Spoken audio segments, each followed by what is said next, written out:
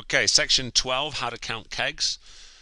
So no surprises here. We're going to go into a couple of specific techniques about how to get the best out of your keg counting and make sure we're accurate, etc. So number one, don't break the keg check. Recall that the keg check is the specialized tool that allows you to measure how much beer is in a half barrel or euro keg simply by tilting it and taking a reading. But we have had issues. Both Scott and I have broken keg checks in the past. I knocked mine off the top of a bar by putting it behind my gearbox, pushing the box back, and it knocked on the ground. And I think another time it was left hooked on the side of a keg. It looked stable, and then didn't keep it in the hand, and then walked away and it fell on a concrete floor from a couple of feet. We love the keg check because it's accurate enough and it reduces lifting a lot and is a lot faster. However, we don't think the construction with that hard plastic is as durable as it should be, so you have been warned. They're not cheap. In general, I would say keep it in your box or in your hand. Anytime you put it down, put it somewhere very safe, and then don't put it in spots where it will be accidentally knocked on the floor. And said don't leave it hooked on the edge of a keg. I'm about to get nerdy here, but write on the kegs. The reason we write on the kegs, I can bore you with a little bit of details. As you can tell, I'm pretty nerdy. I have an economics degree. But Adam Smith, this is a famous part of economics. The classic example is a nail, but a discovery that was made is that it's a lot more efficient when you're doing a task that has multiple steps if you focus on the specific tasks one at a time, and do just that task repeatedly. You'll be faster at it and you'll do it better. So we kind of apply this principle when we're weighing kegs, which is step one is weigh the kegs, step two is record that information to the software. So just weigh the kegs, two hands free, computer out of your hands, weigh a keg, write on it in Sharpie, go on to the next keg, weigh it, write on it in Sharpie, continue. It will mean it's faster, have less problems with dropping and breaking things. And then after you've done that on every single keg, go back around a second time and key in the weights that you've written on the kegs into the software. Because you don't have to switch between keg weighing mode and entering the counts, you'll be quicker. Also, it helps with accuracy. Because you pass through the kegs twice, once to weigh them, once to count them, it can reduce errors because sometimes you'll notice things that you didn't get the first time. An exception to this is in a kegerator cooler.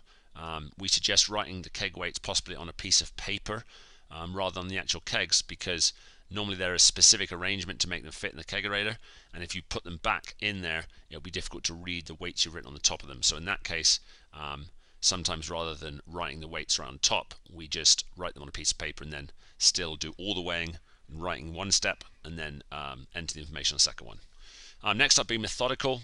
Probably got this from general counting techniques, but always count from left to right using a system that makes sense for that bar, and developing a system you follow every single time you're at the bar, because doing things the same way will help you be accurate. Break up the zones. For keg zones, we suggest 20 being a sensible upper limit for the number of kegs in a zone. So if you've got a lot of kegs in a zone, we suggest breaking it into walk-in kegs left and right. Obviously, kev center, we can take that to the extremes. Again, the idea here is if you notice an error with your keg count or with your zone count, and you've got 50 kegs in that area, it's probably challenging to find those errors, and it can waste your time, potentially risk you not even doing it correctly. So by splitting it up into 20s, it will make it much easier if you find errors if you do have issues. Next up, choice of partials, then fulls, or all together. So a lot of times in a bar, you'll see that a bar will have a situation where they've got a backed up keg that's full on the ground, and then a tapped keg will be balancing on top of that full keg. And in that case, you tend to count the two together, in which case I would have, in the counting map, I would have two lines in the counting map for that specific type of keg. And on the first line, I would put the number of full kegs, 1, 2, whatever. And then on the second line, I'd put the number of partials. But the point being, we're counting the full and the partials together, one row after another. In contrast, you might have a bar which has a sort of distinct areas within the walk-in where all of the tap kegs are on neat little shelving. And so you'll have the shelving or the partial kegs will be a specific zone going left to right, and you'll only be doing the partial kegs. And then there'll be a secondary zone called full kegs, where you'll enter the counts for the full kegs. So that choice about whether you do 2 lines and do the fulls and the partials together, or do all of the partials and then all of the fulls, just important to choose a technique that's appropriate for that specific bar and stick with it so we do it at the same time. Zone counts. So we know what zone counts are at this point. Zone counts work particularly well on kegs for a few reasons. Well, one is if you miscount a keg, you're off by about 90 beers, so it's normally pretty glaring. The other one is in most keg rooms, you're only going to have to count up to maybe 20 to do a zone count on every single bit of draft beer. And with mixed cases of 6-packs, it's difficult to do precise zone counts, but keg beers, it's really, really easy to do those counts. So just recommend really never ever miss a keg or a zone count on your keg zones. And then if you ever discover you have made errors during your counts or during your zone counts, you uncover something, take the time to go back in the keg room and try and think about what was it that you messed up. Did you see a particular mark on the keg that made you believe it was PBR and then actually it was a different type of beer? I made a mistake recently because I confused a 90 shilling keg. Odell's 90 shilling in Colorado has normally a purple band around the outside of the keg. It's kind of unique looking, and there was a keg that had that style of keg and it wasn't 90 shilling, so I learned something. But by finding the result or the problem in my results and then investigating the problem further, I was able to figure out what I had done wrong and obviously reduce the chance of me doing it in the future. So next up, alphabetical order.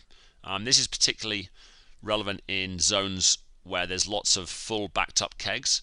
In that case, if they've got lots of room in their cooler, they might always have the backed up kegs sitting right next to the tapped kegs of that variety. But in many cases that isn't practical, in which case they'll have kind of a whole area where all the backup kegs are all stacked together, and in that case they're never going to be in the same order, and therefore trying to make up the order of kegs every time and change the order, there's no barcodes on kegs, and trying to make up a perfect map with all of those kegs that you find this week is going to take you a lot of time, and it's going to be a waste of time because next week when you come back, that zone is going to be completely messed up and in a completely different order. So what we've found as a technique to do this instead is in the full zone or the full keg zone, enter an alphabetical list of every single keg they have at the bar. So it would start with A, maybe Avery IPA, and then B, Budweiser Light, and then Budweiser, and then get into Coors Light. You get the idea. And then the idea here is that you have your alphabetical list in the map. You look at the first keg on the left, and maybe it's a Dale's keg. And so you'll scroll to D for Dale's, enter 1, and then come to the second keg, and notice that it's Coors Light, and you'll scroll up, and then enter the 1 there. And so we're being systematic in a different way by being systematic, move from left to right in the kegs, but we're not following that by moving always down in the counting tool.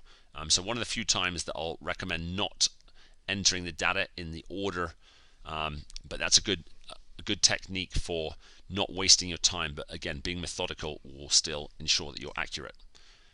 So turning the compressor back on. The compressor is the name of the cooler that operates in keg rooms. They tend to be pretty noisy on the ceiling. I'm good at banging my head on them even. Also, sometimes you'll find that they can interrupt or interfere because they are electric. They have a electromagnetic field around them, and it can mess with the voice command on occasion. Normally they have a switch on the back of them that allows you to turn them off. Not always, but most of the times they do. It reduces the noise so you can concentrate. Voice command works better. If you are in the habit of turning off the compressor in a particular bar, we strongly recommend that you include an instruction, which of course would be in lowercase in the counting map in the zone name column. Turn on compressor. We'll put 3 or 4 lines in there. Turn on compressor. And it's critical that you remember to turn it back on if you're going to do that, because what will happen if you ever forget, the client will waste time figuring out the problem. Or even worse, if it's a shared cooler with food might go bad. Either way, you're going to create a very bad experience. And so if you're the sort of person that's going to forget, I would just recommend most of the time keeping it on, or perhaps put it in the map, write yourself a note. But it's a really easy way to annoy a customer. It's the same as disappearing with their keys. It's why we have our own keys, but it's really important that you turn the compressor back on and use that system of putting a note into the tool. different surfaces. So when you're using the keg scale currently has 4 independent feet on it. We've gone back and forth with different keg scales. Originally we used an expensive one. It was $600. It wasn't very low profile, and so it was extra effort to lift the kegs onto that keg scale, and we still found it break. So what we have now is a relatively inexpensive keg scale. Has a nice low profile, so it requires less lifting to put the kegs on there. Actually, you can slide the keg scale in there, but it works differently. It's got 4 independent feet, and there's some way that it takes the readings from all 4 feet. It means that we need to have that specific keg scale on a flat, hard surface, and we know that rubber mats, if you put the keg scale on a rubber mat and then stand on it, it will not give an accurate reading, and normally it's off by 20 or 30%. Similarly, some walk-in coolers have got metal floors, and sometimes they become badly misshapen and bent and warped. And in particular said, rubber mats and not flat, not level walk-in cooler surfaces, those are 2 particular places where we have problems. So you want to pay particular attention and make sure you're putting the keg scale in a place where it will provide an accurate reading. If you ever need to check if it's giving an accurate reading, conveniently most people weigh, in my case a little bit more, but round about the same weight as a full keg. So if you suspect that your keg is either broken, or the keg scale is broken, or you suspect that the floor may be causing an issue with accurate weights, what we recommend doing is putting it in a specific place, standing on the keg scale, seeing, presumably you know your own weight, or figure that out by putting it on a good hard surface where you're confident it's getting a good weight. And if you stand on it and gives the correct reading, don't move it, weigh the kegs with the keg scale in that position. If it doesn't give you an accurate reading, obviously keep moving it and checking until you find a place where it does, and then don't move the scale and do all of your weighing there. Underlining 6 and 9. If you're weighing the kegs, you're not going to be entering 6 and 9s very often. You'll be entering 49 or 46, etc. But with the keg check tool, you're going to be entering you're going to be writing the weight, or the volume of beer left in them in gallons. And sometimes you'll have to spin and move the kegs around to put them back, or to be able to do that measurement. And so if you're entering 6s and 9s, we always recommend underlining the letters so you can't misinterpret a 6 for a 9 and vice versa. Similarly, sometimes you've got a full keg which is tapped, but by the weight of it, it's just been tapped. So in order to indicate that it's a full keg, where you can just enter a 1 into the software rather than putting, if it was a full-size keg, it'd be 15.5 gallons, and so you'd enter 1550 would be the correct way to do it. But what we tend to do is write F for full on the keg. I've also seen people writing the number 1 and then circling it, which indicates 1 hole. Another issue is if they're lower volume. Sometimes you'll be weighing the same keg as you weighed last week, which gives the possibility that you will mistakenly write down the weight you wrote on the keg last week. So 2 ideas here. First of all, when you're going through the kegs and writing new weights, if there's another weight on that keg, scrub it out, strike it right through before you write the new weight on the keg. And then another idea we've done in the past is actually have a couple of different colors, maybe 3 different Sharpie colors. 1 week use red, 1 week use blue. Gets a bit technical, but that might also help you knowing if this was written this week or last week. Another one is replaced caps. So by the caps, I mean most keg beers come with a little plastic, easily removable cap right on the connector point where we attach the coupling. And sometimes for sort of a tap takeover or whatever it might be, customers might have a partial keg that someone has put the cap back onto. And the problem there, of course, is you look at it, it's got the cap on it, and you presume, oh, that keg's full. But if you're in the walk-in cooler and you see, it's sitting on that, you need to take a second to move that keg and just try and tilt it up a little bit and see if it's full, because that can be an easy booby trap to presume, oh, this keg has got its cap on it, therefore it must be full. Often not the case. Then separately, confirming empties. Most bars, if they have a bit of organization, will have a specific place where empty kegs are kept. Ideally, they're getting taken out of the walk-in coolers as soon as they're being replaced. But sometimes full kegs will get mixed in with those. They'll have a new delivery driver and they'll get confused. So depending on the level of organization, probably means how diligently you have to check this with your customers, but always when you walk past the empties, just take a second. You can just touch each empty, tilt it a tiny bit and confirm it really is empty. We had a situation, a really important client recently, where they had mixed up 2 full kegs with their empty ones. We couldn't find the error. Eventually we did, but it was from diligence in terms of checking those empties. So there's some specifics on counting kegs. Obviously next we're going to get into some conversation about the mass list.